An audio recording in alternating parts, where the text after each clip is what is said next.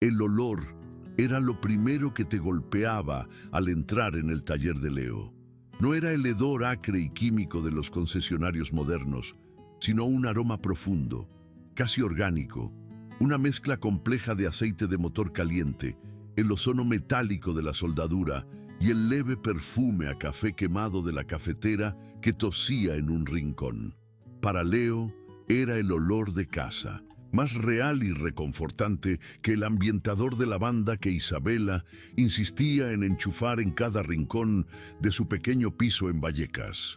Sus manos, permanentemente teñidas de negro en los pliegues de la piel y bajo las uñas, se movían con una certeza hipnótica sobre el motor de un Seat 600.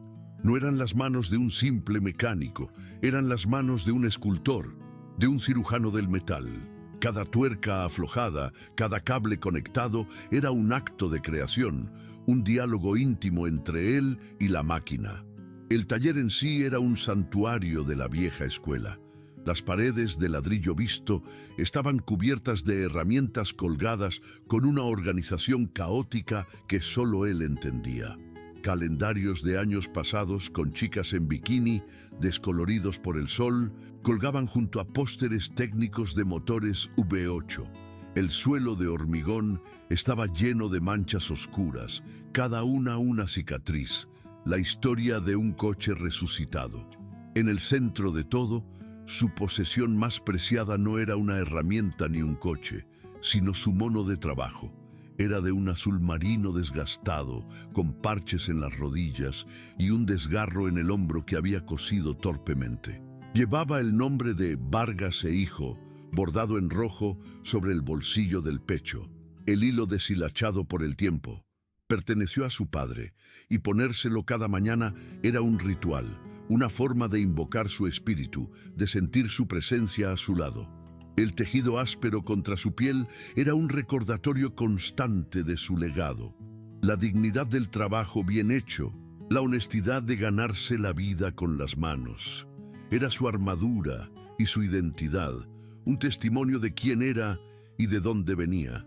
Pero no tenía ni idea de que esa misma armadura era vista por su esposa como la jaula que la mantenía atrapada. El contraste entre su mundo y el de Isabela era una colisión sensorial que ocurría cada noche cuando ella volvía a casa. Entraba en el piso y su perfume, siempre algo caro y floral que Leo no sabía nombrar, luchaba por dominar el persistente olor a grasa que él traía impregnado en la piel y el pelo. Era una batalla silenciosa que se libraba en el aire del pequeño salón. Ella arrugaba la nariz, un gesto casi imperceptible, pero que para él era como una bofetada. «Leo, por favor, dúchate antes de tocar nada», decía.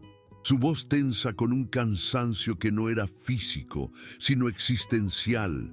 Él miraba sus propias manos, las que podían desmontar y reconstruir un motor a ciegas, y las veía a través de los ojos de ella, sucias, toscas, indignas.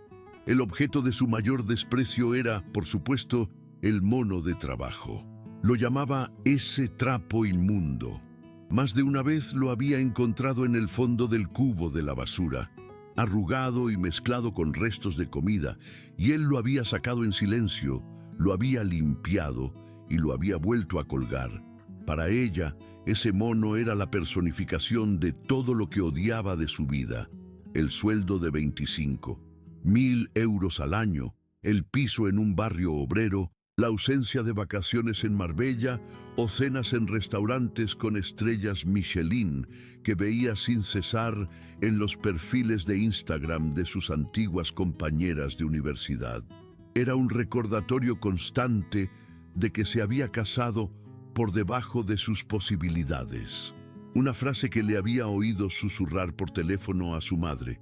Él intentaba explicarle el orgullo que sentía, el legado de su padre, pero sus palabras se perdían en el abismo que se había abierto entre ellos. Ella no veía arte en su trabajo, solo grasa. No veía dignidad, solo pobreza. Y mientras él soñaba con comprar el taller para construir un futuro para ellos, ella soñaba con un futuro sin él. If you enjoy stories of karma, hidden secrets, and the quiet power of the underestimated, subscribe now to witness how the truth always finds a way to surface. Todo su mundo se reducía al delicado calor que emanaba del pequeño cuerpo de su hija, Lucía. Cuando la sostenía en brazos después de un largo día en el taller, el olor a leche y talco de bebé era el único antídoto contra el aroma metálico de su trabajo y el perfume gélido de la decepción de su mujer. Lucía, con apenas un año, era la única razón, el ancla que le impedía dejarse llevar por la corriente de amargura que amenazaba con ahogarlo.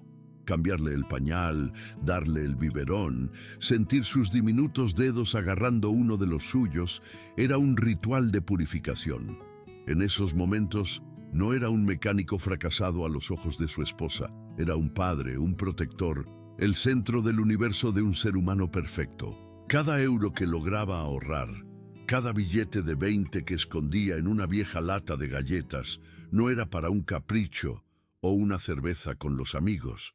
Era para el Fondo Lucía, era para sus futuros estudios, para sus clases de ballet si quería, para un mundo de opciones que él nunca tuvo. Este fondo era su obsesión secreta, un contrapeso a la constante presión financiera que sentía.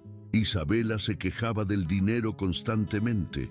¿Solo esto?, decía al mirar el extracto bancario con un tono que convertía su esfuerzo diario en una ofensa. No entendía por qué no buscaba un trabajo de verdad, en una oficina, con traje y corbata, aunque ganara menos. Para ella la imagen lo era todo, y la imagen de su marido llegando a casa con el mono sucio era una humillación diaria. Él intentaba explicarle que su sueño de comprar el taller no era una fantasía, sino una inversión, una forma de multiplicar sus ingresos y darles la vida que ella anhelaba. Pero sus palabras eran solo ruido para ella.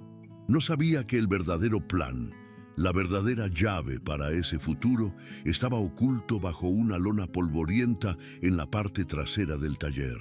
Bajo una pesada lona verde, cubierta por una capa de polvo de años, descansaba su secreto.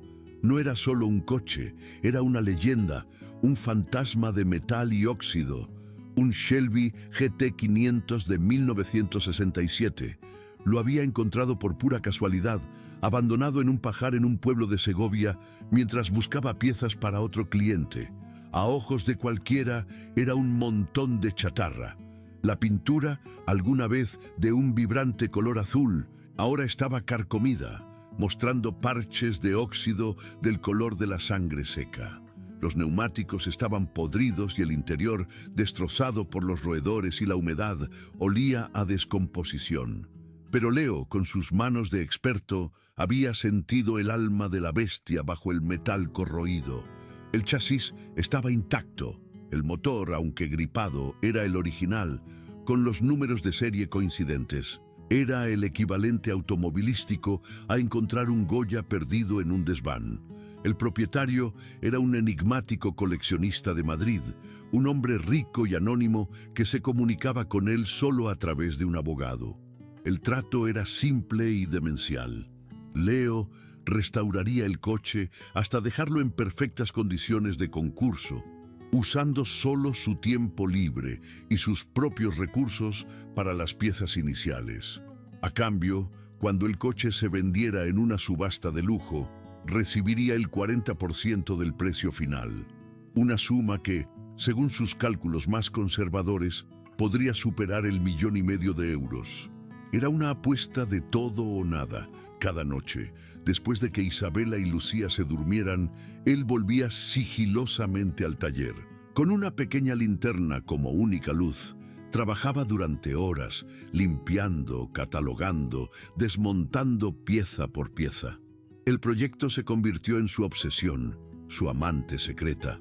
Era el sacrificio que nadie veía, el agotamiento que escondía tras una sonrisa cansada.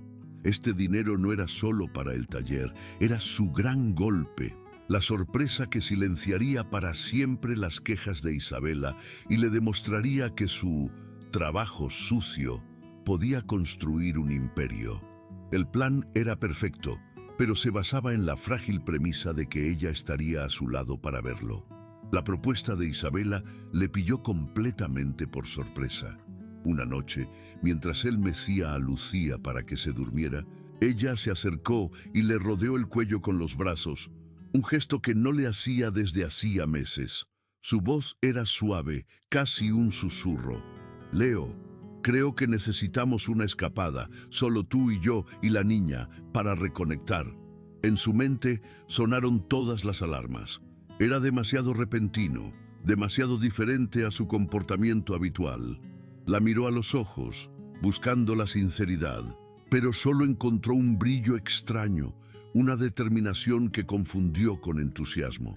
Él, desesperado por cualquier migaja de afecto, por cualquier señal de que la mujer de la que se había enamorado seguía allí, aceptó sin dudar. La esperanza es una droga poderosa y él era un adicto. Durante los días siguientes, ella se mostró inusualmente amable. Le preparó su comida favorita, no se quejó de su ropa de trabajo e incluso le preguntó por su día en el taller, fingiendo un interés que era tan hueco como una cáscara de huevo. Leo se aferró a ese cambio. Se convenció de que era real, de que por fin había entendido sus sueños. Hizo las maletas con una ligereza en el pecho que no sentía desde hacía años.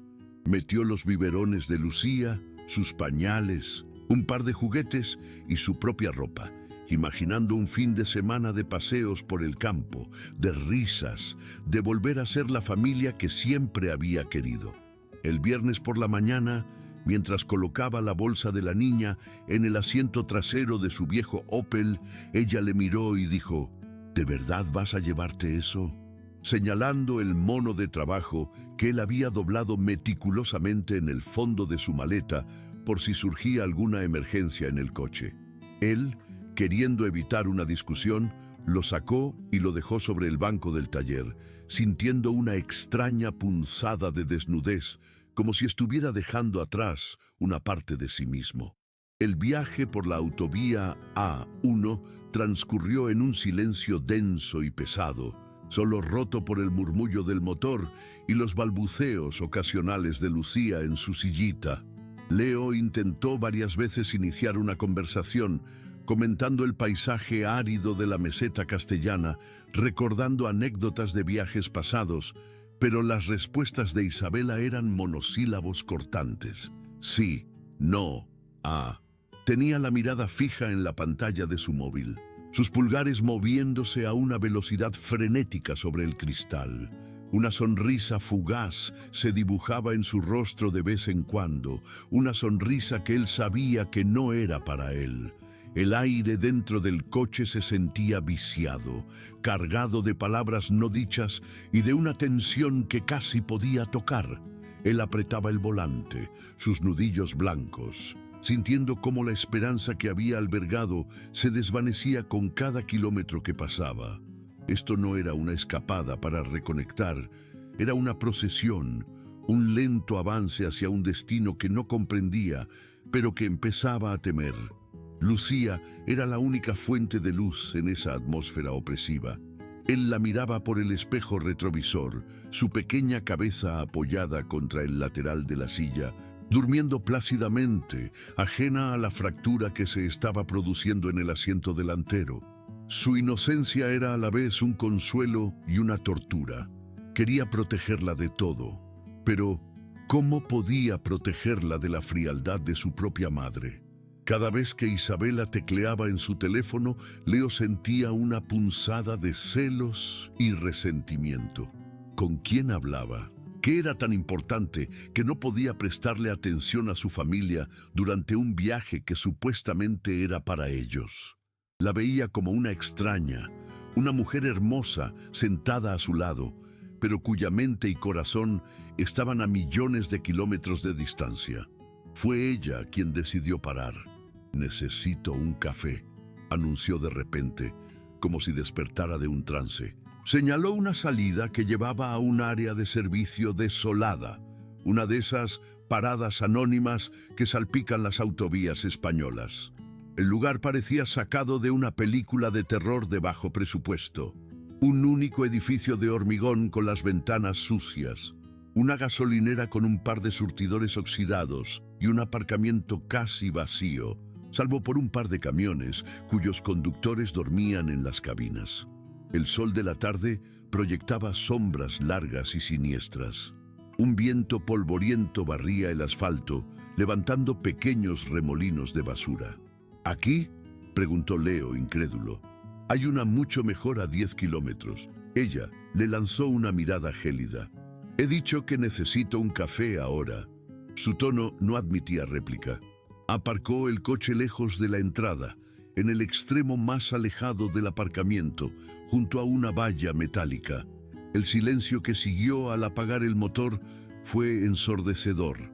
No había otros coches, no había familias riendo. Solo el silbido del viento y el zumbido de un neón parpadeante que anunciaba cafetería. El lugar olía a abandono y a oportunidades perdidas. Leo sintió un escalofrío recorrerle la espalda, una premonición oscura que no supo interpretar. Miró a Isabela, que ya se estaba desabrochando el cinturón de seguridad, su rostro una máscara de impaciencia. No había rastro de la mujer amable de los últimos días. Era como si esa versión de ella hubiera sido un disfraz que ahora se quitaba, revelando la fría y calculadora extraña que había debajo. La atmósfera era tan opresiva que el aire parecía difícil de respirar, y él solo quería volver a arrancar el coche y huir de allí. Pero algo le mantenía paralizado en su asiento. Justo cuando Isabela abría la puerta, un gemido suave vino del asiento trasero. Lucía se había despertado y empezaba a moverse inquieta en su silla. Leo se giró instintivamente, su atención desviada por completo hacia su hija. «Huele un poco», dijo, más para sí mismo que para Isabela. «Creo que hay que cambiarle el pañal». Ella se detuvo con la puerta entreabierta, una expresión de puro fastidio cruzando su rostro. «Hazlo tú. Voy a por el café», dijo, y cerró la puerta de un portazo antes de que él pudiera responder. La vio alejarse hacia la cafetería, sus tacones resonando en el asfalto silencioso. Por un momento sintió una oleada de rabia. Era su hija también, pero la necesidad de Lucía era más urgente que su propio orgullo herido. Con un suspiro se desabrochó el cinturón y se metió en la parte de atrás del coche. El espacio era reducido y torpe.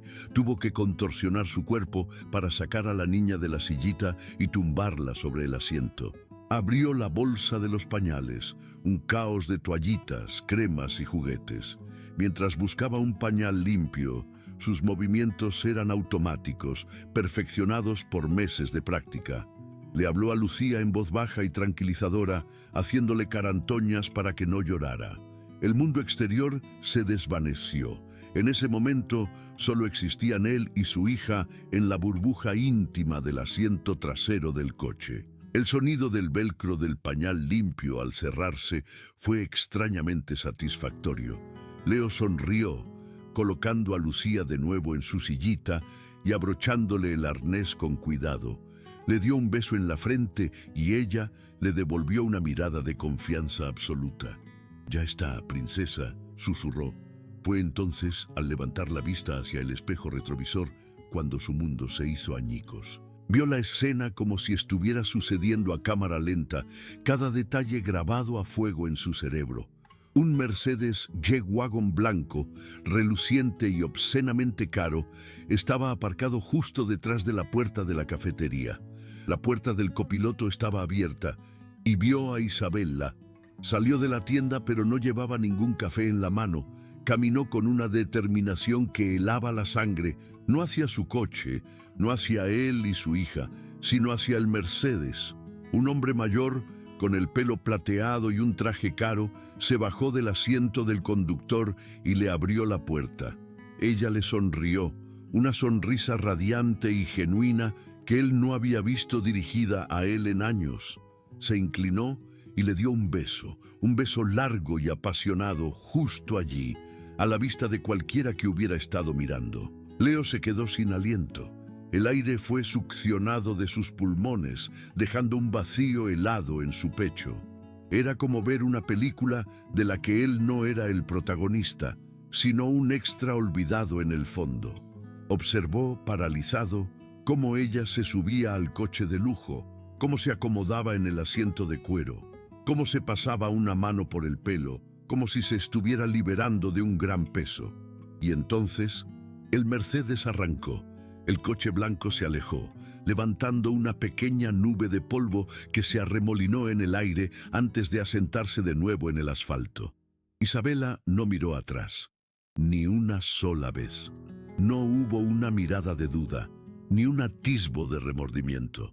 Simplemente se fue. La ventanilla tintada subió, borrando su rostro y dejándolo solo con el reflejo del cielo gris y su propio rostro pálido y desencajado en el cristal. El Mercedes aceleró y se incorporó a la autovía, desapareciendo en el horizonte en cuestión de segundos. El silencio que dejó atrás era más ruidoso que cualquier explosión. Era un silencio lleno de traición, de años de mentiras, de sueños rotos. Leo permaneció inmóvil en el asiento trasero, con la mano todavía apoyada en la sillita de Lucía. Su mente se negaba a procesar lo que sus ojos acababan de ver. Repasó la escena una y otra vez, buscando un error, una explicación alternativa.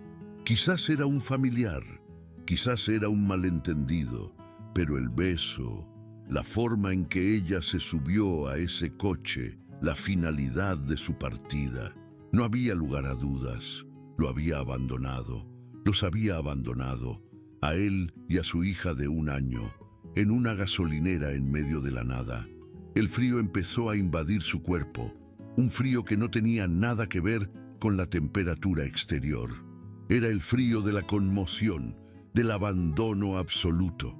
Miró a su alrededor, al aparcamiento vacío, a la cafetería mugrienta, al cielo indiferente. Todo parecía irreal, un escenario grotesco para la demolición de su vida. Metió la mano en el bolsillo, buscando su cartera. La abrió con dedos temblorosos. Dentro había un único billete de 20 euros. 20 euros, una bolsa de pañales y su hija. Eso era todo lo que le quedaba. La enormidad de su situación le golpeó con la fuerza de un puñetazo en el estómago, y una pregunta terrible comenzó a formarse en su mente. ¿Cómo iba a salir de allí? La llamada llegó 2 días después, cuando ya estaba de vuelta en Madrid, gracias a la caridad de un camionero que se apiadó de él. Era un número desconocido. La voz de Isabela era fría, distante, como la de una ejecutiva cerrando un mal negocio. No hubo disculpas, solo instrucciones. Mi abogado se pondrá en contacto con el tuyo. Quiero el divorcio y la custodia total de Lucía, por supuesto. No estás en condiciones de cuidar de ella. Leo, agotado y roto, sintió una oleada de furia que le devolvió la vida. No vas a quitarme a mi hija, siseó. Ella se rió, un sonido carente de humor. Leo, por favor. Vives en un piso de alquiler en Vallecas y ganas una miseria. Yo ahora tengo recursos ilimitados. Ningún juez te la dará a ti. Cada palabra era un clavo en su ataúd. Habló de fondos fiduciarios, de acuerdos de confidencialidad, de una vida para Lucía que él nunca podría ofrecerle. Lo humilló, lo despojó de su dignidad y al final colgó. Ese fue el momento en que el dolor se transformó en algo más duro, más afilado, una determinación de acero. Esa misma noche volvió al taller. El mono de su padre colgaba donde lo había dejado. Se lo puso. El tejido familiar fue un consuelo, una segunda piel. Caminó hacia la lona verde y la arrancó de un tirón. El Shelby GT 500 le devolvió la mirada, una promesa oxidada en la penumbra. Ya no era un proyecto para sorprender a su mujer. Ahora era su arma, era su venganza, era el vehículo que lo llevaría lejos de esa humillación, que construiría un futuro tan brillante para Lucía que la sombra de Isabela nunca podría alcanzarlos. La tristeza no desapareció, pero ahora estaba mezclada con una rabia fría y un propósito inquebrantable. Ya no era un marido suplicante, era un hombre con una misión. Los 5 años siguientes se difuminaron en un torbellino de trabajo, grasa y noches en vela. Leo se convirtió en una máquina. Durante el día era padre. Llevaba a Lucía a la guardería, le preparaba la comida, jugaba con ella en el parque, le leía cuentos hasta que se dormía. Era su sol, la luz que le guiaba a través de la oscuridad. Pero cuando Lucía dormía, Leo se transformaba. Regresaba al taller y se sumergía en el mundo del Shelby. Su vida se redujo a esos 2 universos: el amor incondicional por su hija y la obsesión meticulosa por el metal. El divorcio fue una batalla sangrienta. Los abogados de Isabela, caros y despiadados, intentaron pintarlo como un padre incompetente, un trabajador inestable. Utilizaron su bajo salario y sus manos sucias como armas contra él. Pero Leo luchó con la ferocidad de un león defendiendo a su cachorro. Recopiló testimonios de clientes, de vecinos, de la profesora de la guardería de Lucía.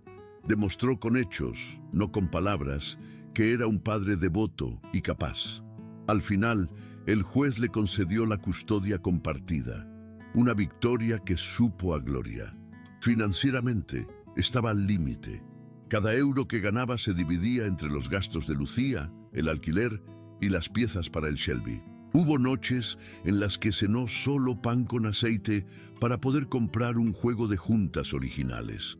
Se convirtió en un experto en contabilidad forense a su manera, rastreando piezas raras por todo el mundo, negociando precios, estirando cada céntimo hasta el límite. El coche lentamente comenzó a renacer. El óxido dio paso al metal pulido. El motor destrozado fue reconstruido con una precisión quirúrgica. Cada pieza, desde el tornillo más pequeño hasta el panel de la carrocería, fue restaurada o reemplazada con una autenticidad obsesiva. El coche se convirtió en su confidente, el testigo silencioso de su sudor, su sangre y sus lágrimas. El día que el motor del Shelby rugió por primera vez fue un momento de epifanía. El sonido no era solo el de un motor de combustión, era el sonido de la resurrección, un estruendo profundo y gutural que hizo vibrar el suelo del taller y resonó en el pecho de Leo como un grito de victoria. Se apoyó en el guardabarros cubierto de sudor y grasa y se rió a carcajadas, una risa que llevaba años contenida. En ese momento supo que lo había conseguido. El resto de la restauración fue una sinfonía de detalles. La pintura, una docena de capas de un azul profundo llamado Night Mist Blue. El primer indicio de la mañana no fue la luz, sino el frío. Un frío deliberado, casi arquitectónico, que emanaba del suelo de mármol blanco que Isabela había insistido en instalar en su pequeño piso de Vallecas. Leo lo sintió en las plantas de los pies en cuanto los deslizó fuera de la cama, un shock gélido que le subió por la espina dorsal y le arrancó de los últimos vestigios de un sueño en el que restauraba un motor V8 bajo un sol cálido. Abrió los ojos a la penumbra grisácea de su dormitorio, un espacio que se sentía más como una sala de exposición de una revista de diseño minimalista que como un hogar. Las paredes, de un blanco clínico, estaban desnudas de cualquier foto familiar o recuerdo personal. La ropa de cama, de un lino egipcio absurdamente caro que ella había comprado online, era suave pero carente de calidez, como la propia Isabela. A su lado, ella dormía, o fingía dormir, una silueta perfecta e inmóvil bajo el edredón. Ni un pelo fuera de su sitio, su respiración apenas perceptible. Incluso en el sueño parecía estar posando. El aire de la habitación estaba impregnado de su aroma, una fragancia de neroli y bergamota de un perfume que costaba más de lo que él ganaba en una semana. Luchaba y vencía al leve pero persistente olor a aceite mineral que se adhería a la piel de Leo. Un olor que ni las duchas más largas y calientes podían erradicar por completo. Se sentó en el borde de la cama, sintiendo el peso del día que comenzaba. No era el peso del trabajo físico que acogía con agrado, sino el peso de la actuación. La actuación de ser el marido que no avergonzaba a Isabela, el hombre que intentaba encajar en un mundo de superficies pulidas y apariencias impecables. Miró el reloj en su mesita de noche, un viejo Casio digital con la correa de plástico agrietada, un regalo de su padre. Al lado, en la mesita de ella, un cargador inalámbrico para un Apple Watch de última generación. Con un cuidado infinito, como si estuviera desactivando una bomba, Leo se levantó y se movió por la habitación. Cada tabla del suelo de madera que Isabela había cubierto con el gélido mármol parecía protestar bajo su peso, traicionando su intento de pasar desapercibido. Se dirigió al armario, una estructura de paneles blancos sin tiradores que se abría con una ligera presión. En su lado, un pequeño espacio abarrotado. Colgaban sus vaqueros, algunas camisetas y su preciado mono de trabajo, el trapo inmundo, como lo llamaba ella. En el lado de Isabela, un universo de sedas, cachemires y vestidos de diseñador, organizados por colores con una precisión maníaca. Cogió su ropa de trabajo y una mochila vieja de lona, la misma que había usado en el instituto. El tejido estaba desgastado, casi translúcido en algunas zonas, y una de las cremalleras estaba rota, pero para él era cómoda, familiar, era parte de su historia. Mientras se vestía en el silencio del pasillo, la puerta del dormitorio se abrió. Isabela estaba de pie en el umbral, envuelta en una bata de seda color marfil, con el pelo recogido en un moño perfecto. No parecía recién despertada, sino como si hubiera estado esperando, preparada para la batalla. Sus ojos no se posaron en él, sino en la mochila que acababa de colgarse al hombro. Una mueca de asco, sutil pero afilada como un cristal roto, deformó sus labios perfectos. ¿De verdad vas a seguir llevando esa cosa?, dijo. Su voz no era un grito, era peor. Un susurro cargado de un desprecio tan profundo que a Leo le dolió físicamente, como un golpe en el estómago. Parece que la has sacado de un contenedor. Me avergüenza que los vecinos te vean salir así. Él no respondió. Simplemente bajó la cabeza, sintiendo el calor de la humillación subirle por el cuello. Sabía que cualquier defensa sería inútil. Solo añadiría leña al fuego de su resentimiento. El silencio se estiró, denso y sofocante, hasta que ella suspiró, un sonido de pura exasperación, y se dirigió a la cocina. Cada día era una nueva prueba de su fracaso a sus ojos, un recordatorio de que él era la mancha de grasa en su lienzo de vida perfecta. If you enjoy stories of karma, hidden secrets, and the quiet power of the underestimated, subscribe now to witness how the truth always finds a way to surface. El único bálsamo para la herida constante que era su matrimonio se encontraba en la habitación contigua. Leo empujó suavemente la puerta del cuarto de Lucía y el mundo cambió.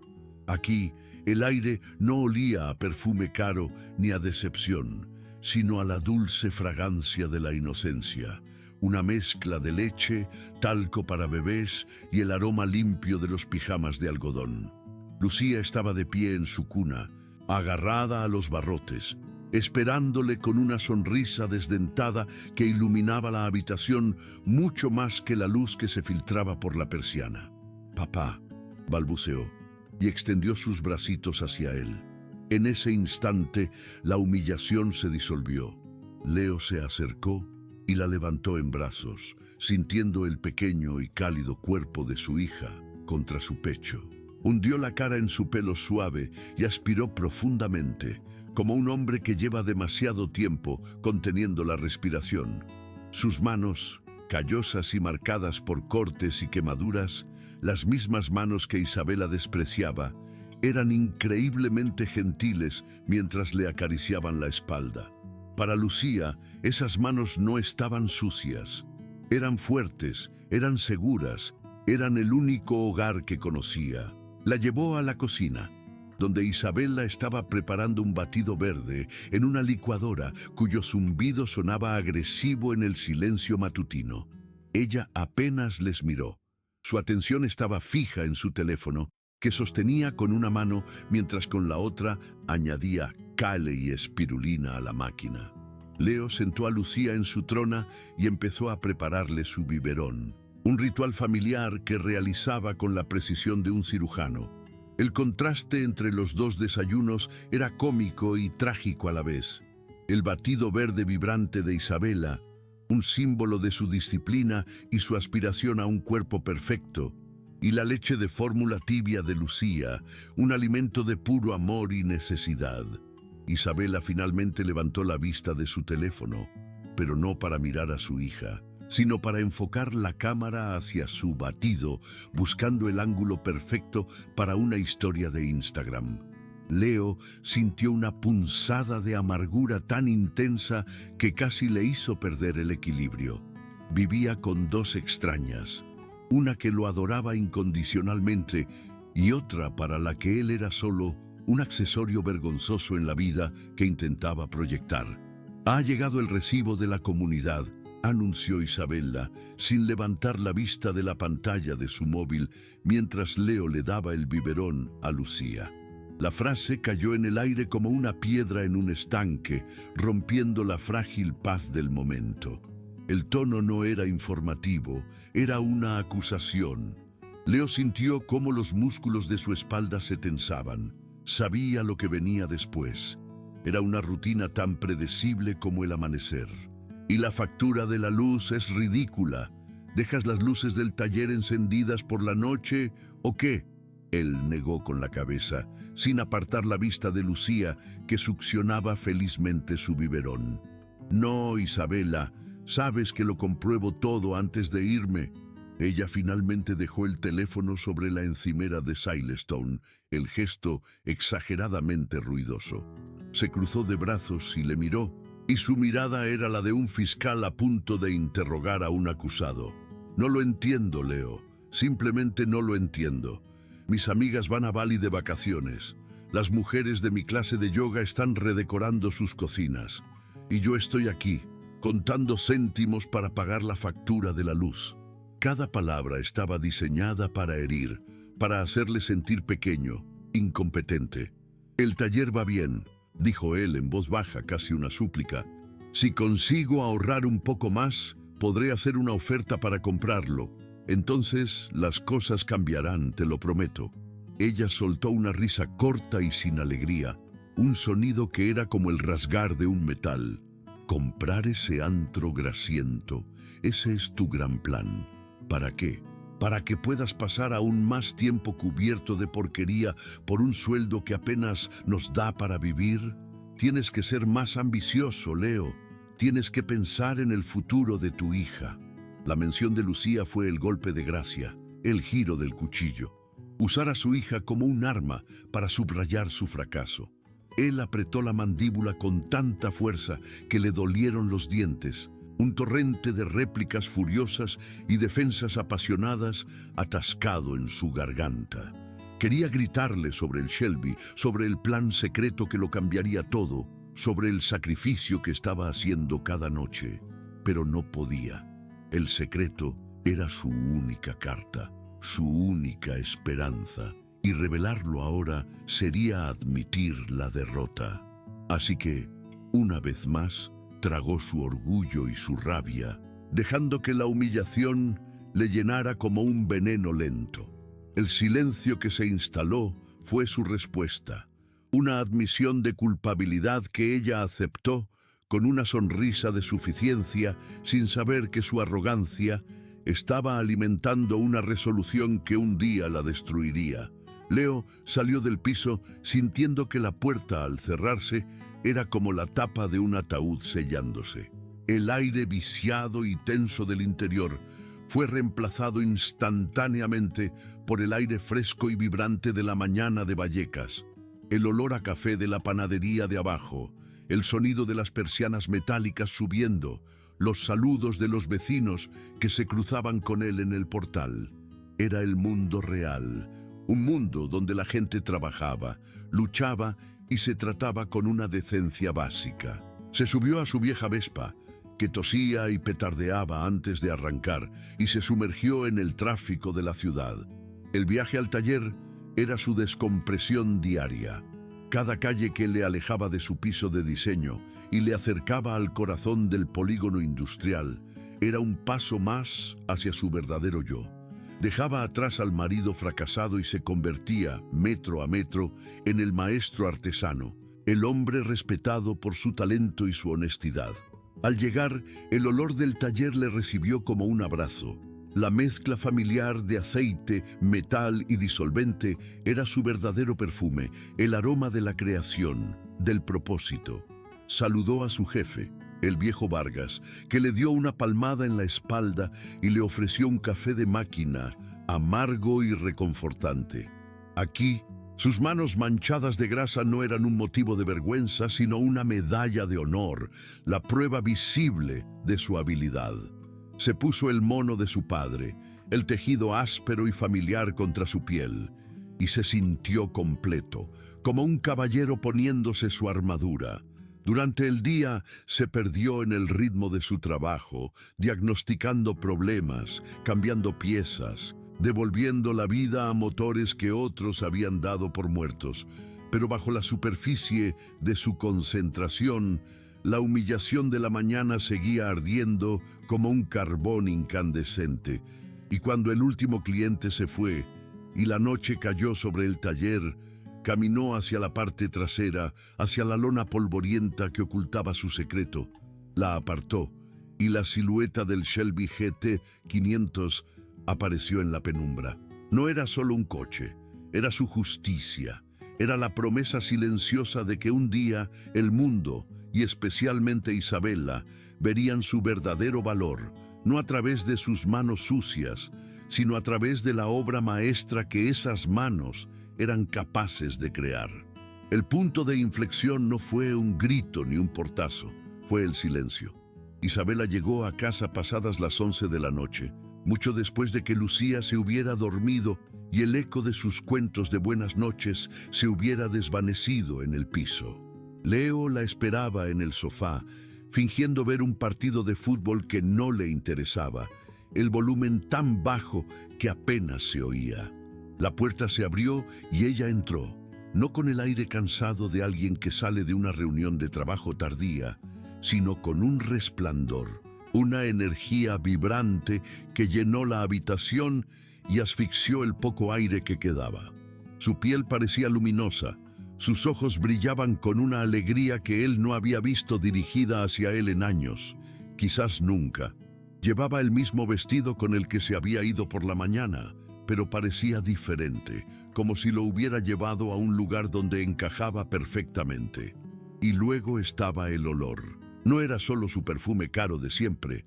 Debajo de esa capa floral había otro aroma, uno masculino, sutil, pero inconfundible. Una colonia amaderada con notas de sándalo y tabaco. El tipo de fragancia que anuncian hombres con relojes de lujo en revistas satinadas. Se mezclaba con un leve olor a vino caro y a algo más, algo íntimo y cálido. «Hola, cariño», dijo ella, su voz melosa, falsa. La reunión se alargó una eternidad. «Estoy agotada». La mentira fue tan descarada, tan insultante en su simpleza, que a Leo le costó respirar. No estaba agotada, estaba pletórica. No venía de una reunión, venía de una vida que él no podía darle. La miró, realmente la miró, y vio a una completa extraña que llevaba su anillo de bodas. La forma en que evitó su mirada, la rapidez con la que se dirigió al dormitorio para quitarse estos zapatos que me están matando, todo era parte de una actuación mal ensayada. Durante años, él había aguantado el desprecio, las humillaciones silenciosas, las quejas constantes. Había aceptado su papel de fracaso, el ancla que la mantenía atada a una vida que odiaba. Pero esa noche, la mentira descarada, pronunciada con una sonrisa radiante, rompió algo dentro de él. La paciencia, la esperanza, la negación, todo se hizo añicos Ya no se trataba de aguantar, se trataba de saber. Una calma gélida se apoderó de él, una certeza aterradora de que esa misma noche iba a cruzar una línea de la que no habría vuelta atrás. La tensión en el piso era tan densa que se podía cortar con un cuchillo. Leo permaneció en el sofá, inmóvil, escuchando los sonidos que venían del dormitorio, el agua de la ducha corriendo, el zumbido del secador de pelo, el suave roce de la seda de su pijama. Cada sonido era una tortura, un recordatorio de la farsa en la que se había convertido su vida. Él era un espectador en su propio hogar, esperando a que la actriz principal terminara su escena para poder empezar la suya. Su mente era un torbellino de planes y miedos. ¿Qué buscaría? ¿Su teléfono? Estaría protegido por una contraseña que él no conocía. ¿Su ordenador portátil? Lo mismo. Se sentía como un ladrón novato, torpe y aterrorizado, planeando un atraco en su propia casa. Una parte de él, la parte decente y honesta que su padre le había inculcado, le gritaba que se detuviera, que invadir su privacidad era un acto de vileza, una traición a la poca confianza que quedaba entre ellos. Pero otra voz, una voz más oscura y herida, alimentada por años de humillación, le susurraba que la verdad valía cualquier precio. La verdad era la única arma que le quedaba. Isabela salió del dormitorio, fresca y perfumada, su rostro cubierto por una capa de una costosa crema de noche. «Me voy a la cama. No hagas mucho ruido», dijo, sin mirarle. Se metió en la cama, y a los pocos minutos la casa quedó en silencio. Pero no era un silencio pacífico, era un silencio expectante. Leo esperó, contó los segundos que se convirtieron en minutos, que se estiraron hasta parecer horas. Escuchaba su respiración esperando a que se volviera más profunda, más rítmica, la señal inequívoca de que estaba dormida. El tic-tac del reloj de la cocina era como el martilleo de un juez dictando sentencia. Cada tic era un paso más cerca del precipicio. Su corazón latía con fuerza contra sus costillas, un tambor de guerra en el silencio de la noche. Tenía las manos sudorosas y la boca seca. Finalmente, después de lo que pareció una eternidad, se levantó del sofá. El movimiento fue tan lento y deliberado que sus músculos protestaron. El destino de su vida entera dependía de los siguientes minutos, de lo silencioso que pudiera ser, de lo que encontrara en la oscuridad. Su primer objetivo era el bolso, un bolso de cuero negro de una marca cuyo nombre ni siquiera podía pronunciar, que ella había dejado descuidadamente sobre una silla de diseño en el salón. Para él, ese objeto era un símbolo de todo lo que los separaba. Era elegante, caro y completamente ajeno a su mundo de grasa y metal. Se acercó a la silla como si se acercara a un animal dormido que pudiera despertar en cualquier momento. El suelo de mármol estaba helado bajo sus pies descalzos. Cada paso, un riesgo calculado.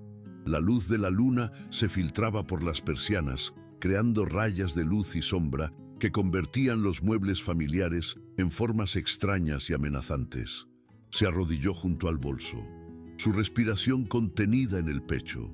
El olor del cuero nuevo y del perfume de ella le golpeó, una combinación nauseabunda de lujo y traición. Dudó por un segundo, su mano flotando sobre el cierre dorado. Esto era real.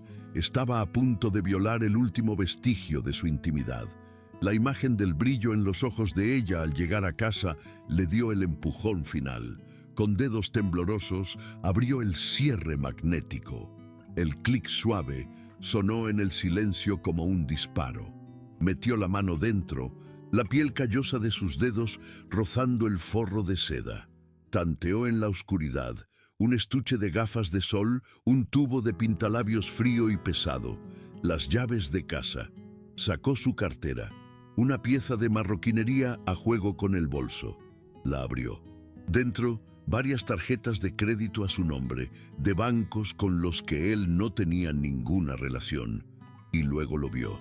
Un recibo. Doblado cuidadosamente en un bolsillo lateral, lo sacó y lo desdobló usando la escasa luz de la luna para leerlo. Era de una joyería de la calle Serrano. La fecha era de esa misma tarde. El artículo comprado: un reloj de hombre, un modelo de lujo cuyo precio era el equivalente a 3 meses de su sueldo. Un nudo de hielo se formó en su estómago. No era un regalo para él. El recibo era una prueba, pero no era suficiente. No era la imagen, no era el nombre. Era solo una pieza más en un rompecabezas que se estaba volviendo insoportablemente claro, y sabía que la siguiente respuesta estaba en un lugar mucho más peligroso. Dejó el recibo exactamente donde lo había encontrado, cerró la cartera y el bolso con un cuidado quirúrgico y se levantó. Su corazón ya no latía con miedo, sino con una furia fría y metódica. El bolso había sido el aperitivo. El plato principal estaba en el pequeño despacho que Isabela se había montado en un rincón del salón. Su ordenador portátil, un MacBook Air plateado, fino y elegante, estaba cerrado sobre el escritorio de cristal. Era su santuario, su ventana al mundo de glamour al que aspiraba, y era un territorio estrictamente prohibido para él. Se sentó en la silla de ella, una silla ergonómica que parecía más un instrumento de tortura que un asiento. El frío del metal y el cristal le traspasó la ropa. Levantó la tapa del portátil. La pantalla cobró vida, pidiéndole una contraseña. La luz del monitor iluminó su rostro, revelando una máscara de determinación sombría. Miró el teclado. Sus dedos, acostumbrados a la contundencia de las llaves inglesas y los destornilladores, sintiéndose torpes y enormes sobre las delicadas teclas. ¿Cuál sería la contraseña? Probó lo obvio: la fecha de nacimiento de Lucía. Incorrecto. Su aniversario de boda. Incorrecto. El nombre de su perro de la infancia. Incorrecto. Cada rechazo era una pequeña humillación, un recordatorio de lo poco que sabía de la mujer con la que dormía cada noche. Se reclinó en la silla, frustrado, mirando la pantalla de inicio de sesión como si pudiera forzarla con la pura intensidad de su mirada. Y entonces un recuerdo vago le vino a la mente, una conversación de hacía meses. Ella hablaba por teléfono con una amiga, riendo, mencionando un lugar, el nombre de un hotel de lujo en Marbella, donde se había alojado una vez con sus padres cuando era adolescente, un lugar que describía como su paraíso personal. Era una posibilidad remota, una locura, pero ya no tenía nada que perder. Con una sensación de fatalidad, tecleó el nombre del hotel, todo en minúsculas, seguido del año en que había estado allí. Pulsó Enter. Durante un segundo eterno no pasó nada, y entonces, con un suave zumbido, el escritorio apareció. Estaba dentro. El portal al mundo secreto de su mujer estaba abierto de par en par ante él. El escritorio del ordenador era un reflejo de su dueña, impecable, minimalista y frío. Unos pocos iconos perfectamente alineados sobre un fondo de pantalla de una playa de arena blanca. No había desorden, no había caos, solo una organización calculada que le puso los pelos de punta. ¿Dónde empezaría a buscar? Su primer instinto fue abrir el programa de correo. Hizo clic en el icono, y el ratón sonó anormalmente alto en el silencio del piso. La bandeja de entrada se cargó. Una lista interminable de boletines de marcas de lujo, confirmaciones de citas en salones de belleza y notificaciones de redes sociales. Nada sospechoso a primera vista. Escaneó los remitentes buscando un nombre que no reconociera, pero todo parecía normal, demasiado normal. Se sintió como si estuviera buscando una aguja en un pajar digital. Luego vio las carpetas. En el lateral del programa de correo había varias carpetas personalizadas: trabajo, facturas, viajes. Y una más, al final de la lista, con un nombre que parecía deliberadamente aburrido: proyectos varios. Sintió una punzada, una intuición. Movió el cursor sobre ella y hizo clic. La carpeta no contenía documentos de texto ni hojas de cálculo. Contenía una única subcarpeta llamada simplemente FDS. Fin de semana. Su pulso se aceleró. Hizo doble clic. La carpeta se abrió para revelar una serie de archivos de imagen y vídeo. El primer archivo era una foto. El ordenador tardó un segundo en cargar la vista previa, un segundo en el que Leo contuvo la respiración. Y entonces, la imagen apareció. Era Isabela. Estaba en la terraza de un ático, con la silueta de Madrid al atardecer detrás de ella. Reía a carcajadas, una risa genuina y desinhibida que él no le había oído en años. Llevaba un vestido rojo que él nunca le había visto y sostenía una copa de champán, pero no estaba sola. A su lado, con un brazo rodeándole la cintura con una familiaridad posesiva, había un hombre. Era mayor, de unos 50 y tantos, con el pelo canoso perfectamente peinado, un bronceado impecable y un reloj de oro que brillaba bajo la luz del atardecer.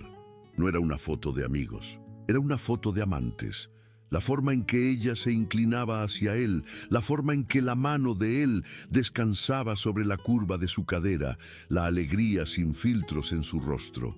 Era la prueba irrefutable, un puñal de hielo digital que se le clavó directamente en el corazón, y supo que su vida, tal y como la conocía, acababa de terminar. El clic del ratón fue el sonido de una vida rompiéndose. La imagen se cargó en la pantalla del MacBook y el aire abandonó los pulmones de Leo en una exhalación silenciosa y dolorosa. No era una simple fotografía, era un manifiesto, una declaración de guerra de la que él ni siquiera sabía que era partícipe. La mujer de la foto era Isabela, pero no la Isabela que él conocía. No la mujer tensa y perpetuamente insatisfecha que contaba los céntimos en la factura de la luz.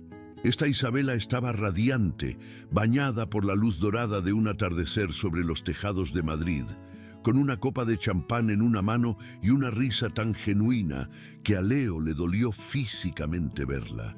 Estaba viva de una manera que nunca lo estaba con él. El brazo que la rodeaba por la cintura pertenecía a un hombre mayor, de pelo plateado y piel bronceada, vestido con un traje de lino que probablemente costaba más que el alquiler de su piso. Su mano descansaba sobre la cadera de Isabela, con una familiaridad posesiva que gritaba intimidad, y en su muñeca un reloj de oro macizo que atrapaba la luz del atardecer, idéntico al descrito en el recibo de la joyería que Leo todavía sentía quemar en su memoria. Leo se obligó a hacer zoom, a torturarse con los detalles. La forma en que la cabeza de Isabela se inclinaba hacia el hombro del hombre, la manera en que sus ojos brillaban, no solo de alegría, sino de triunfo. Era la mirada de alguien que ha llegado, que ha alcanzado su meta. Y en ese instante, Leo comprendió con una claridad devastadora que él no era solo un obstáculo para esa meta. Él era el antes en su historia de transformación. Era la vida humilde de la que ella se estaba graduando. Cada queja, cada mirada de desprecio, cada suspiro de exasperación por su mono de trabajo, cobró un nuevo y siniestro significado. No eran quejas espontáneas. Eran parte de una narrativa que ella se estaba construyendo, la historia de su escape. El dolor inicial, agudo y cegador, comenzó a transformarse, a enfriarse, cristalizando en algo más duro. Vio que en la misma carpeta había más archivos, miniaturas de documentos y otras imágenes, y supo que no podía parar, porque la verdad completa era la única arma que le quedaba en un mundo que se acababa de derrumbar. Con un temblor en los dedos que nacía no del miedo, sino de una furia incipiente, Leo hizo clic en el siguiente archivo. No era una imagen, sino un documento PDF con un nombre anodino: extractos mensuales. Se abrió para revelar un extracto bancario de una entidad de banca privada de la que Leo nunca había oído hablar. Una cuenta a nombre exclusivo de Isabela Vargas. La primera página fue suficiente para dejarlo sin aliento. Las cifras eran astronómicas. completamente fuera de la escala de su realidad compartida de 25.000 euros al año. Vio depósitos regulares, transferencias de 5 cifras con conceptos vagos como rendimientos de capital o transferencia de inversión. El remitente era una sociedad instrumental, una shell company, cuyo nombre no le decía nada, pero cuya intención era clara como el cristal. Mientras él contaba cada euro para comprar pañales para Lucía y soñaba con ahorrar para la entrada del taller, ella estaba acumulando una fortuna secreta. Desplazó las páginas, retrocediendo meses, luego años. La traición no era reciente. Llevaba años ocurriendo, un goteo constante de dinero que financiaba una vida paralela.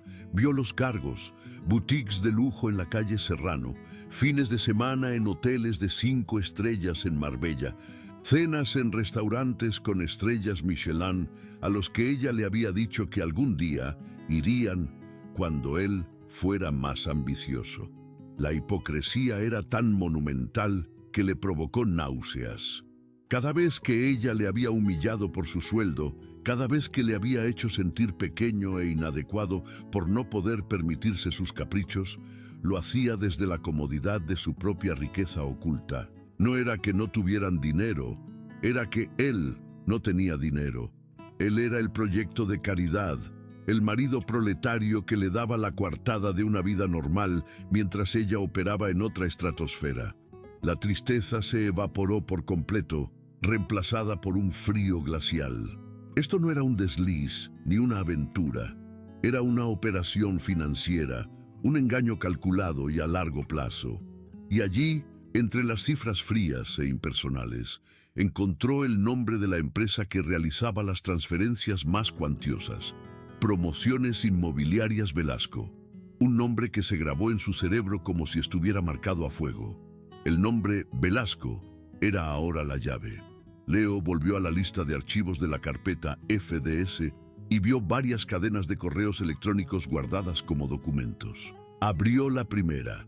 Era una conversación entre una dirección de correo electrónico que no reconoció de Isabela y un bufete de abogados de primer nivel.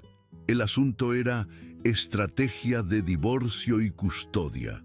El corazón le dio un vuelco tan violento que temió que se le saliera del pecho. Los correos estaban fechados 6 meses atrás. 6 meses, mucho antes de la supuesta escapada para reconectar. Leyó con un horror creciente cómo Isabela, guiada por su abogado y financiada por Velasco, construía meticulosamente un caso para despojarle de todo, especialmente de Lucía. Describían su trabajo como peligroso e inestable, su taller como un entorno insalubre para una niña pequeña y sus ingresos como insuficientes para garantizar un futuro adecuado. Sus propias palabras, las que él había usado para describirle sus sueños, eran retorcidas y utilizadas como armas en su contra. Su pasión por la mecánica se convertía en una obsesión sucia, su deseo de comprar el taller en una fantasía financiera irresponsable. La mujer que había prometido amarle y apoyarle estaba conspirando en la sombra para pintarlo como un monstruo, como un padre incompetente, todo para asegurarse la custodia total y una pensión alimenticia que, irónicamente, él no podría pagar, lo que lo llevaría a la ruina legal y financiera. La frialdad de sus palabras era inhumana. Hablaba de su hija no como una madre, sino como un activo a asegurar en una negociación. El viaje a la sierra, la parada en la gasolinera, todo fue una emboscada, un escenario cuidadosamente diseñado para ejecutar el plan. La tristeza se había convertido en rabia, y ahora esa rabia se solidificaba en una determinación de acero. Ya no era una víctima de un corazón roto, era el objetivo de una conspiración. Pero no era el plan de divorcio lo que le heló la sangre, sino un borrador adjunto de un acuerdo de inversión privada entre Isabela y Velasco, un documento que revelaba que su traición iba mucho más allá de lo personal y se adentraba en el terreno de lo criminal. Abrió el borrador del acuerdo con una sensación de fatalidad. El lenguaje era denso, lleno de cláusulas y terminología legal que apenas comprendía, pero la esencia del plan era diabólicamente simple.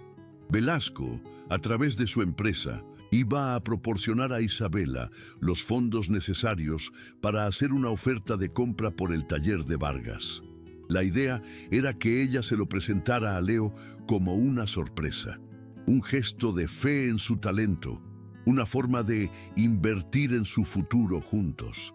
Ella se convertiría en la propietaria legal del negocio que era el sueño de su vida, el legado de su padre. Leo leyó, paralizado, cómo el documento detallaba los siguientes pasos. Una vez que el taller estuviera a nombre de ella, o más bien de una de las sociedades instrumentales de Velasco, introducirían una serie de cambios en la gestión. Contratarían a un gerente externo, lo relegarían a él a un puesto de simple empleado y finalmente, utilizando cláusulas de rendimiento y rentabilidad que sabían que él no podría cumplir, lo despedirían. Le arrebatarían su sueño, lo humillarían profesionalmente y luego, con el control total del local y el terreno en una zona de creciente valor inmobiliario, Velasco lo demolería para construir un bloque de apartamentos de lujo. La revelación le golpeó con la fuerza de un martillo pilón. Su taller, el lugar donde se sentía él mismo, donde honraba la memoria de su padre, donde estaba construyendo su futuro y el de su hija.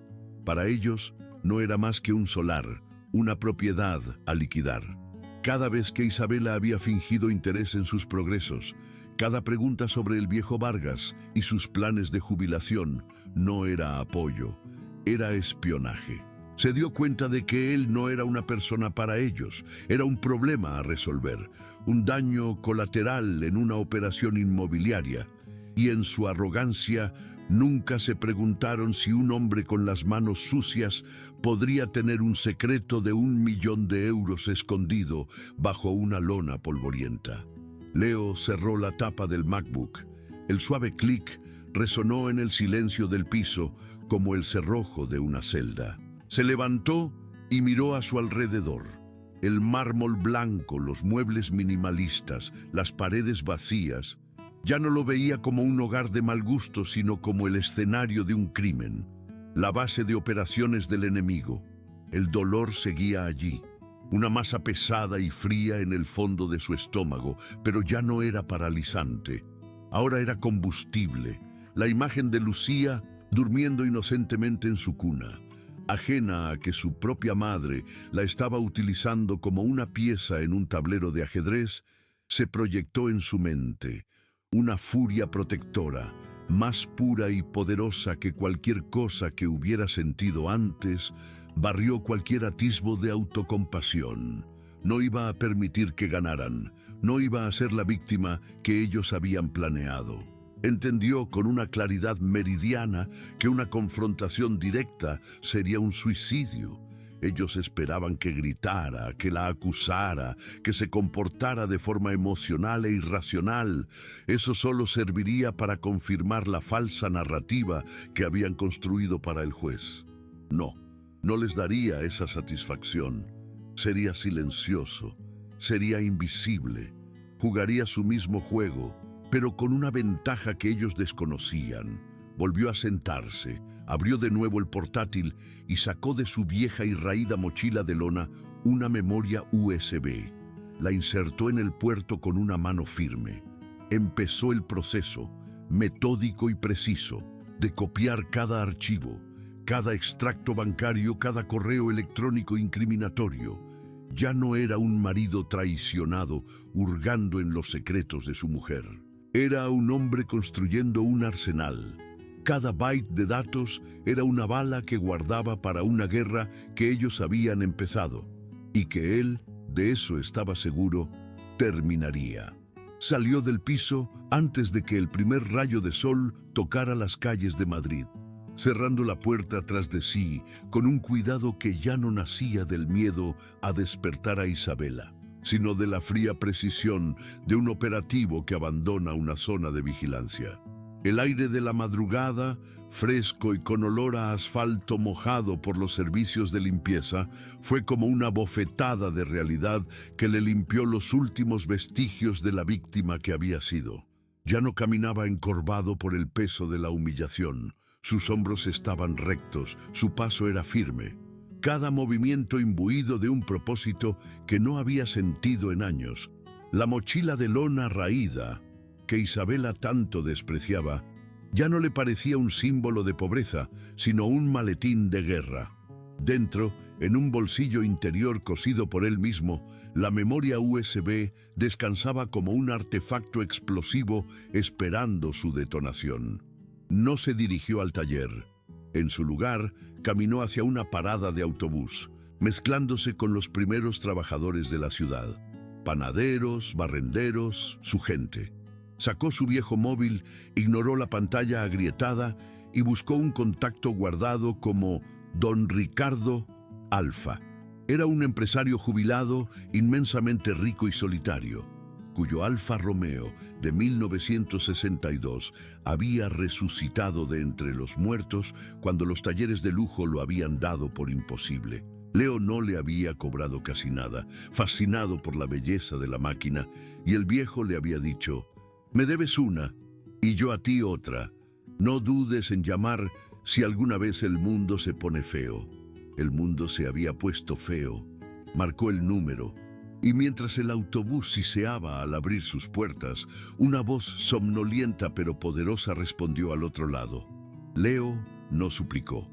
Con una voz tranquila y firme, explicó que necesitaba dos cosas: una reunión con el mejor banquero privado de Madrid y el contacto de un abogado que no tuviera escrúpulos en destruir a un gigante inmobiliario. Hubo un silencio al otro lado y luego una risa seca. «Sabía que tenías más que grasa bajo las uñas», dijo don Ricardo. «Te enviaré dos direcciones. Ve primero al banco. Y Leo, vístete como si fueras a tu propio funeral, porque hoy vas a empezar a enterrar a tus enemigos». La dirección no correspondía a un banco comercial con colas y cajeros, sino a un edificio señorial en la calle Velázquez, con una discreta placa de latón que decía «Gestión de Patrimonios». Leo entró en un vestíbulo que olía a cera de abeja y a dinero antiguo. El suelo de mármol pulido reflejaba la luz de una araña de cristal, y el silencio era tan profundo que podía oír el latido de su propio corazón. Una mujer impecablemente vestida lo condujo a un despacho con paneles de madera oscura y vistas a un jardín interior. El hombre que le esperaba, el señor Jiménez, era la personificación de la discreción y el poder, traje a medida, una mirada capaz de hacer una auditoría de tu alma. Al principio su cortesía era gélida, la de un hombre acostumbrado a tratar con apellidos ilustres, no con un mecánico de Vallecas. Leo no se inmutó, no intentó justificar su presencia ni se disculpó por su ropa. Unos vaqueros y una camisa limpia pero gastada. Simplemente se sentó, sacó un pequeño portátil de segunda mano y conectó la memoria USB. «Quiero abrir un fideicomiso irrevocable para mi hija Lucía Vargas», dijo, y su voz resonó con una autoridad que sorprendió al banquero. «Y quiero que me ayude a entender el entramado de sociedades instrumentales de una empresa llamada Promociones Inmobiliarias Velasco». Proyectó en la pantalla los extractos bancarios de Isabela, las transferencias de la sociedad pantalla, el nombre de Velasco. La expresión de Jiménez cambió sutilmente. La condescendencia se evaporó, reemplazada por un interés agudo y profesional. Esto ya no era un favor a un viejo cliente, era una oportunidad. Velasco era un pez gordo, sí, pero también un hombre con enemigos y probablemente secretos financieros. Jiménez cogió el teléfono y en una serie de llamadas cortas y crípticas movilizó recursos que Leo ni siquiera sabía que existían. En menos de una hora, tenía un esquema preliminar del imperio de Velasco, un laberinto de empresas registradas en paraísos fiscales. «Este hombre no juega limpio», dijo Jiménez, mirándolo ahora con un nuevo respeto.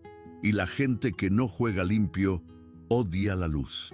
Le dio a Leo los formularios para el fideicomiso de Lucía y un trozo de papel con un nombre escrito a mano. Esta es su siguiente parada. Dígale que yo le envío. No es la abogada más barata de Madrid, pero es la única que disfruta viendo arder imperios construidos sobre mentiras. El despacho de Sofía Montes no estaba en un rascacielos de cristal, sino en un piso principal de la calle Almagro. Un lugar que olía a libros antiguos y a una confianza forjada durante décadas. Sofía rondaba los 50, con el pelo recogido en un moño severo y unos ojos que parecían atravesar las fachadas ajenas. Escuchó la historia de Leo sin interrumpir, los dedos formando una pirámide bajo la barbilla, mientras él exponía los hechos con precisión metódica. No se detuvo en el dolor de la traición, sino en la cronología. Mostró las fotos, los correos sobre la estrategia de divorcio, el borrador del acuerdo para robarle el taller. Cuando terminó, el silencio se volvió pesado. Sofía se recostó en su sillón de cuero. Le subestimaron, dijo al fin, y no era una pregunta.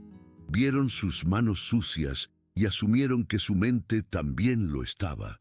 Es un error típico. Creen que la inteligencia se compra, no se cultiva. Luego le explicó la estrategia con una claridad brutal. No iban a reaccionar. Iban a dejar que Isabela y Velasco hicieran el primer movimiento. Ella presentará la demanda de divorcio, dijo Sofía. Usará su bajo salario en su contra. Intentará pintarlo como un padre inestable. Le ofrecerá un acuerdo miserable que parecerá casi caridad, y usted lo aceptará todo. Leo la miró confundido. Sofía sonrió por primera vez, una sonrisa fina y peligrosa. Aceptará sus mentiras, firmará sus acuerdos preliminares de confidencialidad, jugará al marido pobre y derrotado. Dejará que levanten su castillo de naipes sobre la premisa de su ignorancia. Y mientras tanto, nosotros, en silencio, estaremos cavando debajo para llenarlo de dinamita.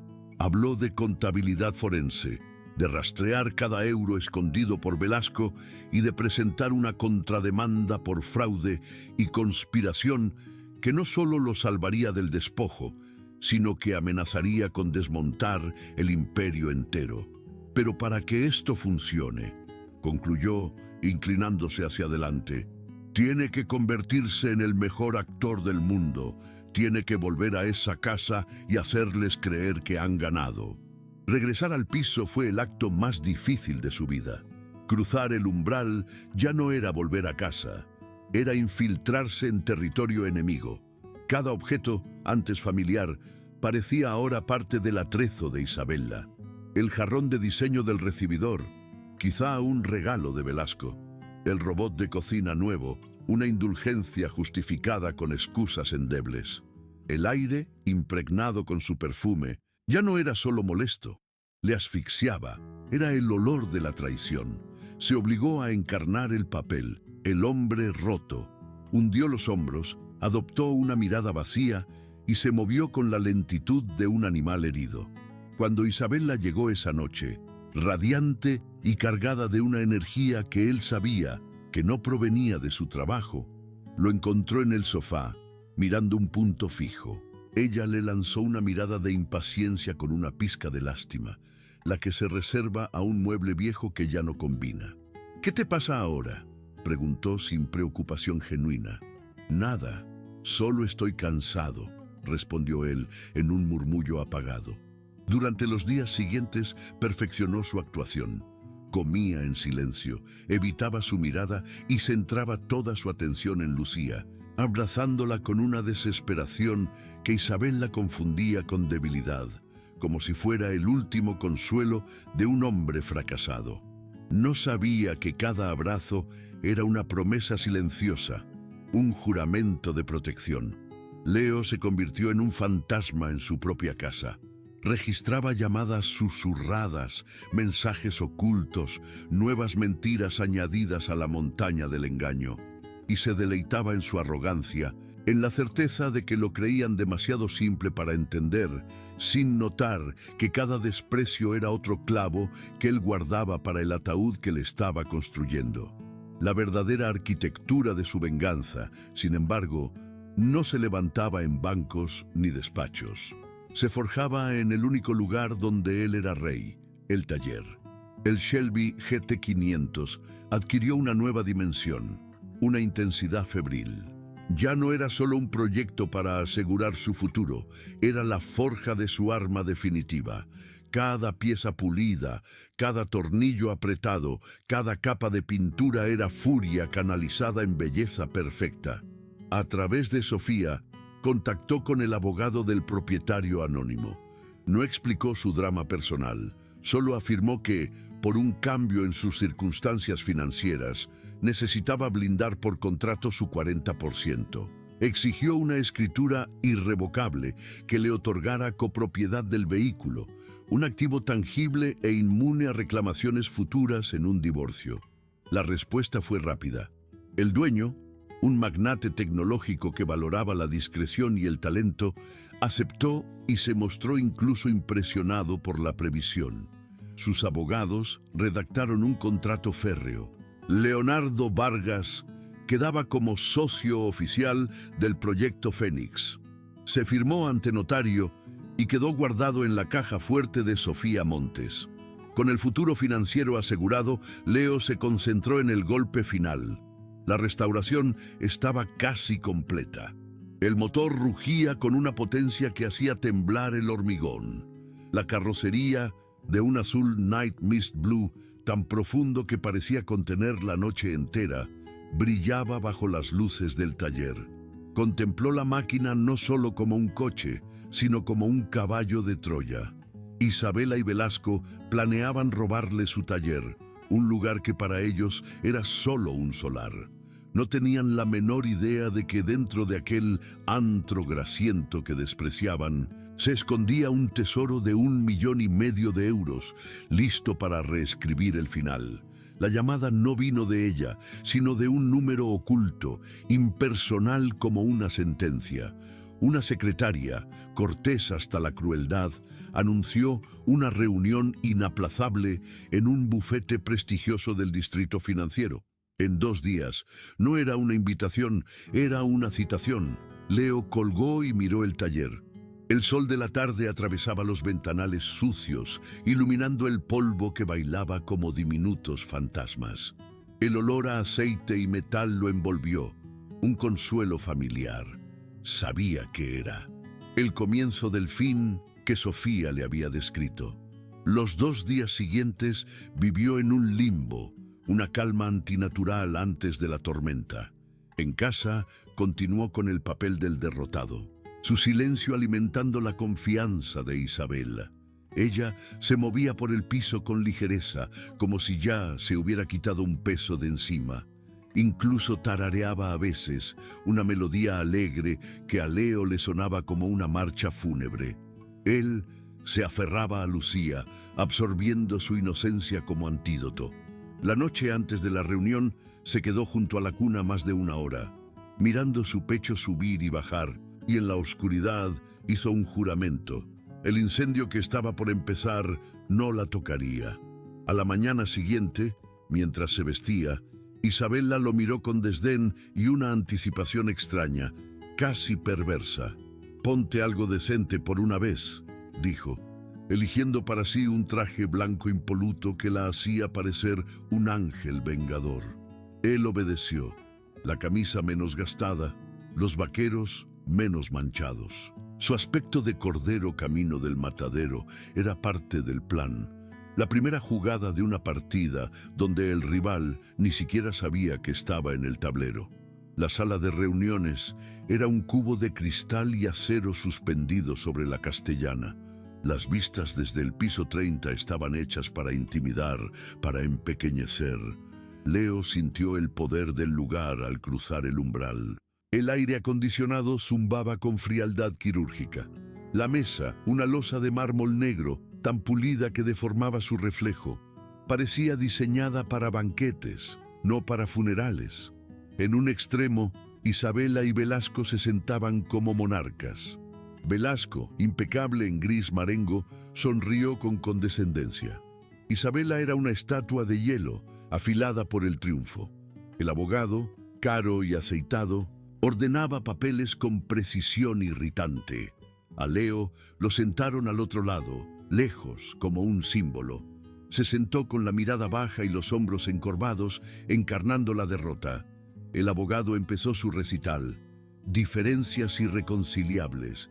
Bienestar superior del menor. Disolución. Leo dejó que las palabras pasaran por encima y recordó a Sofía. No escuches sus mentiras. Observa su arrogancia. La vio en los dedos impacientes de Velasco, en la sonrisa mínima de Isabela, cuando mencionaron su precaria situación laboral. Creían tenerlo acorralado, sin saber que cada frase los llevaba más adentro de la trampa. El abogado deslizó una carpeta de cuero hasta él. «Estos son los documentos del divorcio», dijo, con falsa solemnidad. Isabela, en un acto de generosidad, renuncia a cualquier pensión compensatoria. Leo ahogó una risa amarga y la convirtió en un sonido que podía pasar por un sollozo. Generosidad era no exprimir a un hombre al que creían vacío. Luego vino lo peor. Una oferta por su participación en el taller Vargas e Hijo. Una cifra insultante, una fracción ridícula de su valor real. Velasco se inclinó con tono paternalista. «Piénsalo, Leo. Una salida limpia. Verás a Lucía los fines de semana. No tendrás deudas. Isabela y yo nos aseguraremos de que el legado de tu padre continúe». La mención de su padre solidificó la rabia en hielo. Su rostro no mostró nada. Vacío. Resignación infinita. Abrió la carpeta, vio la letra pequeña, las cláusulas diseñadas para despojarlo. Cogió el Mont Blanc pesado y frío que le ofrecieron y, sin leer más, empezó a firmar. Renuncias, visitas humillantes, la venta de su sueño por monedas de plata. Cada firma era guerra disfrazada de rendición, un movimiento que sus enemigos, cegados por su soberbia, interpretaron como el último suspiro de un vencido. Salió del edificio con el sol quemándole la cara. La ciudad sonaba lejana, como bajo el agua. En el bolsillo, el talón de su rendición. Dinero sucio. Caminó durante horas, procesando la escena que había interpretado. La sonrisa de Isabela al verlo firmar quedó clavada en su memoria.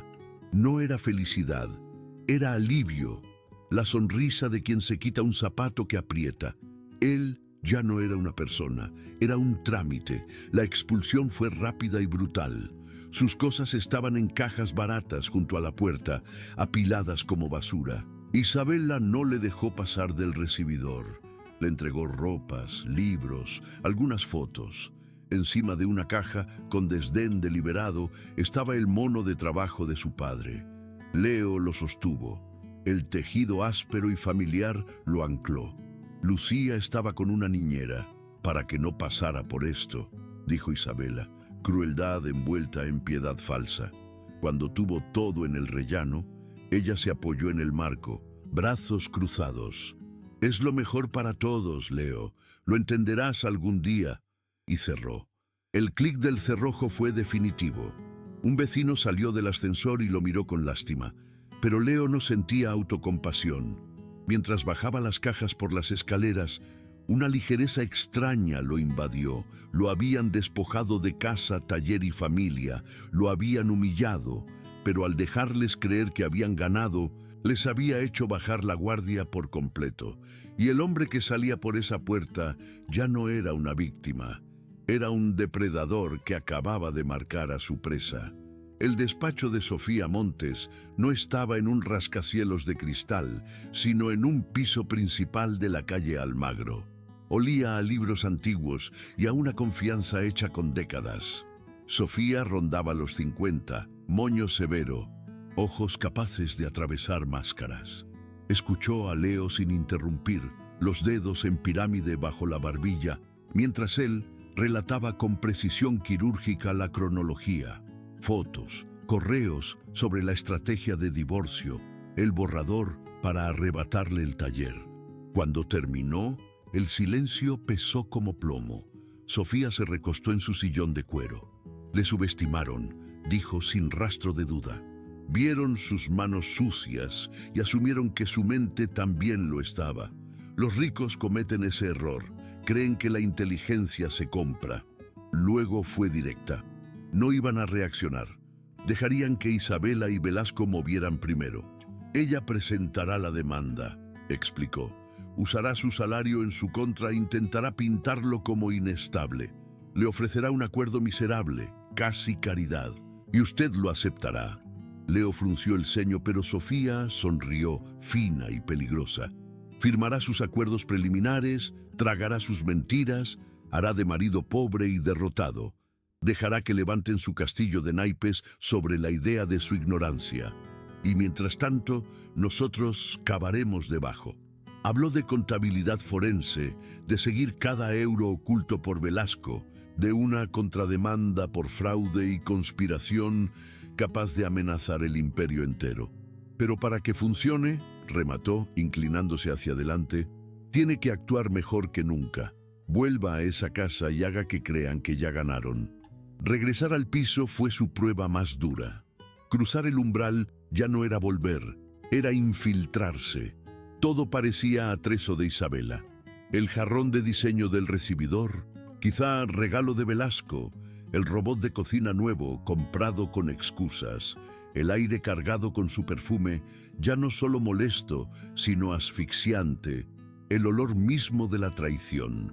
Se obligó a ser el hombre roto, hombros caídos, mirada vacía, pasos lentos de animal herido. Cuando Isabela llegó esa noche, radiante y con una energía que no venía del trabajo, lo encontró en el sofá, clavado en un punto de la pared. Le dedicó impaciencia con una pizca de lástima, como a un mueble viejo. «¿Qué te pasa ahora?»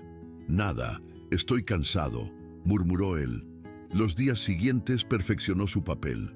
Comía en silencio, esquivaba su mirada y se aferraba a Lucía con una intensidad que Isabel la confundió con debilidad.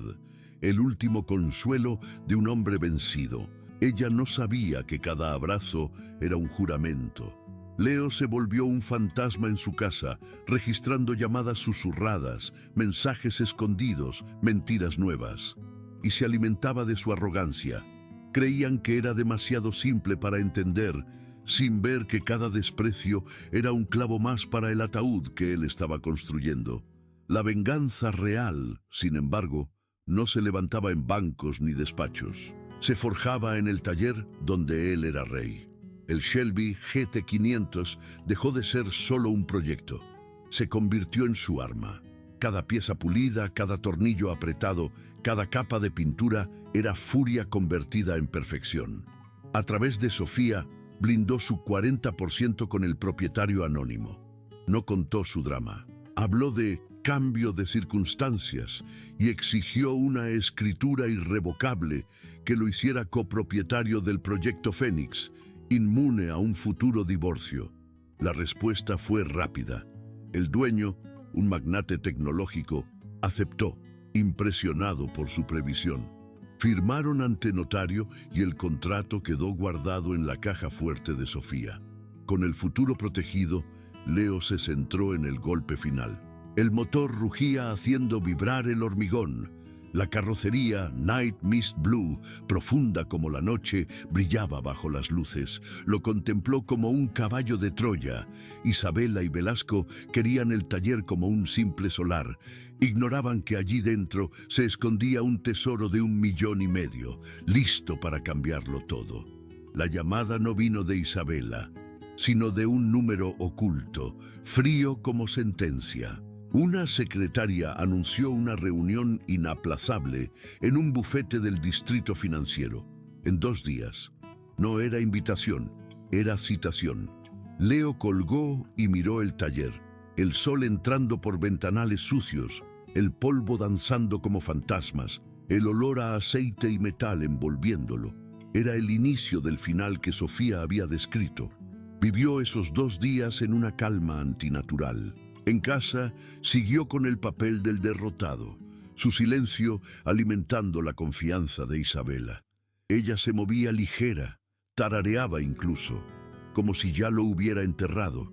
Él se aferraba a Lucía como antídoto. La noche previa permaneció junto a la cuna largo rato, viendo su pecho subir y bajar, y juró en la oscuridad que el incendio no la tocaría. A la mañana siguiente, Isabela lo miró con desdén y una anticipación casi perversa. «Ponte algo decente por una vez», dijo, eligiendo para sí un traje blanco impoluto de ángel vengador. Él obedeció, camisa menos gastada, vaqueros menos manchados. Su apariencia de cordero era parte del plan, la primera jugada de una partida donde el rival aún no sabía que estaba jugando. La sala de reuniones era un cubo de cristal y acero sobre la Castellana, vistas desde el piso 30, pensadas para empequeñecer. El aire acondicionado zumbaba con frialdad quirúrgica. La mesa era una losa de mármol negro que deformaba reflejos. Al fondo, Isabela y Velasco como monarcas, él, impecable en gris, sonriendo con condescendencia. Ella, estatua de hielo afilada por el triunfo. El abogado, caro y aceitado, ordenaba documentos con precisión irritante. A Leo lo sentaron lejos, como símbolo. Él bajó la mirada, encorvó los hombros. El abogado recitó términos: diferencias irreconciliables, bienestar del menor, disolución, como martillazos. Leo recordó el consejo: no escuches. Mira su arrogancia. La vio en los dedos impacientes de Velasco, en la sonrisa mínima de Isabela al mencionar su precaria situación. Creían tenerlo acorralado sin ver la trampa. La carpeta de cuero llegó hasta él. «Documentos del divorcio», anunció el abogado. Isabela generosamente renuncia a pensión compensatoria. Leo tragó una risa amarga y la convirtió en un casi sollozo. Generosidad era no exprimir a un hombre que creían vacío. Luego el golpe. Una oferta por su parte del taller Vargas e Hijo. Cifra insultante, humillación con precio. Velasco se inclinó, paternalista. «Es una salida limpia. Verás a Lucía los fines de semana, sin deudas. Isabela y yo cuidaremos del legado de tu padre». Ese nombre le congeló la sangre. Su rostro siguió vacío. Abrió la carpeta, vio la letra pequeña, las cláusulas para despojarlo. Tomó el Mont Blanc pesado y frío y firmó sin leer más. Renuncias, visitas humillantes, la venta de su sueño por monedas de plata. Cada firma era guerra disfrazada de rendición. Salió con el sol quemándole la cara. La ciudad sonaba lejos como bajo el agua. En el bolsillo, el talón de su derrota. Dinero sucio. Caminó horas, con la sonrisa de Isabela clavada en la mente. No era felicidad, era alivio, como quien se quita un zapato que aprieta. Él ya no era persona, era trámite. La expulsión fue rápida. Cajas baratas junto a la puerta, apiladas como basura. Isabela no lo dejó pasar del recibidor. Le dio ropa, libros, unas fotos. Encima, con desprecio deliberado, el mono de trabajo de su padre. Leo lo sostuvo. El tejido áspero lo ancló. Lucía estaba con una niñera para que no pasara por esto, dijo Isabela, crueldad envuelta en piedad falsa. Cuando todo quedó en el rellano, Isabela se apoyó en el marco, brazos cruzados. «Es lo mejor para todos, Leo. Lo entenderás algún día». Cerró. El clic del cerrojo fue definitivo. Un vecino lo miró con lástima. Leo no sintió autocompasión. Al bajar las cajas, una ligereza extraña lo invadió. Le habían quitado casa, taller y familia, lo habían humillado, pero al dejarles creer que habían ganado, los había obligado a bajar la guardia. Y el hombre que salía por esa puerta ya no era una víctima, era un depredador que acababa de marcar a su presa.